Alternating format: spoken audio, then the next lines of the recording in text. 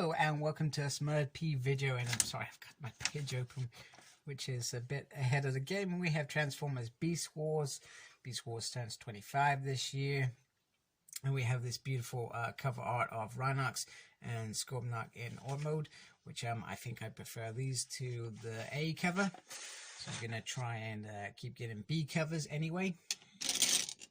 And pretty much this is written by Eric Burnham, and art is by Josh Burcham, and letters is done by Jake M. Wood, assistant editor Riley Farmer, editor David Marriott, and supervising editor Tom Watts. I'm not sure why I shared that information, but hey, I did. And this is Savage Landing Part 2, previously on Beast Wars. Yes, that was the X-Men sound. Last time on Beast Wars. That's a bit better. Come on, Paul, remember your pop culture. Alright, and on here we have the roll call, which I absolutely adore. We have Optimus Primal, Nynx, Rat Trap, Rhinox, Cheetor on the Maximals, and the Megatron have the bigger team at present with Megatron, Tarantulas, Scorponok, Pterosaur, Wasbanator, Scold, and Dinobot. And we begin the story with Rhinox doing some surveys, and not a lot is making sense on this planet. Everything seems to be a bit bizarre in terms of there are floating manins, which we discovered in that episode. Damn it, it's going to bug me now what that episode was called. But anyway, it's the one that powered up Pterosaur, and he pretty much went and he trashed Megatron in that episode, and he pretty much trashed the Autobots before Rat Trap and Optimus Primal destroyed the mountain. So Rhinox asks Rat Trap what he's doing. He says he's eating some fruit from the earth, and he's like, why are you doing that? You know, get some energon, etc. And Rat Trap reminds him that the energon is so potent here that it would take longer to mine it to work for them. And anyway, our art modes are designed to actually cope with the eating, and this stuff actually tastes okay. Meanwhile, I love this bit. We have the VOC. The VOC have arrived. If you haven't checked it out, I once did a series with some toys called the VOC Chronicles. And I did this whole run around the VOC because the VOC was such an interesting characters. And I felt like their story was never truly told properly. What was the experiments? Why were they doing the experiments? Why was this planet so important to them? Why did they even try to destroy the planet?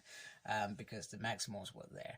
And I felt like perhaps maybe it would have been explored if we got season 4 instead of Beast Machines. However, we did not get that, and in the end we had to deal with their end when Tiger Hawk arrived, and they're seemingly destroyed. However, I felt like they weren't destroyed. I felt like there was so much more to them. And at present they're observing, and they debate whether they should destroy these Maximals or leave them, because so the experiment isn't so basically they feel like these guys are gonna taint the environment. However, if they take them out now, then will the experiment ever truly be the right experiment in terms of their conclusion? So I like this bit. This is fantastic, and I hope the VOC, we're going to see more of them, because you got to remember this was very early in season 1. You didn't really hear about them until I think it's the Coming of the Storm or Before the Storm, one of those episodes. You don't really know of them, and even then you don't really see them. You only see them in season 2, I think. I could be wrong. So they decide to keep things as they are. Meanwhile, Pterosaur sees a flash, gets a bit frustrated, and says he's going out. Scorponok tries to interrupt Megatron, who is working, and says that, you know, he was one of the top code breakers for Icon, and he stopped the Wolf J Rebellion on Ryland, whatever that is. I'm interested in finding out what that is. I'm interested in more Scorponok stories, because you got to remember, once again, he only survived season 1, and I felt like him and Pterosaur in particular was a brilliant character. So I feel like there is so much more to explore in some of these characters. So Megatron loses cool because Scorponok basically says, you know, people are getting frustrated, but not people, robots are getting frustrated by you, waiting for you. We want to find out what the Maximo's up, not what's up with the golden disc. Now we know the golden disc was Megatron's priority at this point, and perhaps we'll see the moment where he goes and hides the Ark in more rubble. So he tells Scorponok to hook up with Tarantulas and make sure there's no surprises in the immediate environment, which makes perfect sense. You're on an alien planet, scope the area out. And he sends Waspinator straight out, much to Waspinator's dismay, because he just got back in. Poor Waspinator, he's always being bullied. Yeah, bullying in a way. But Waspinator, I will be your HR representative and support you against Megatron. Yeah, I know nothing about HR, apart from stuff that I've got involved with. Anyway, moving on. Optimus speaks to Nix, who is solely interested in just getting the scanners back online and being able to scan a bit further.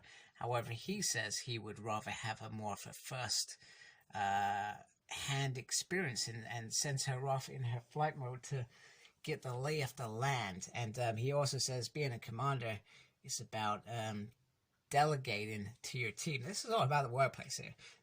You know, Optimus Prime and Megatron have different ways of managing their crew.